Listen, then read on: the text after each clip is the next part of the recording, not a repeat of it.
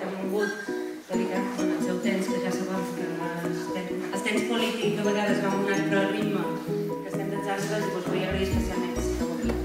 Per jo, com diria el rei d'Espanya, és un motiu, és orgull i satisfacció avui a Baixa estar aquí. Està boníssim, per tot és en el centre d'economia i Sant Jove, joves d'empresa, això, amb un any espectacular.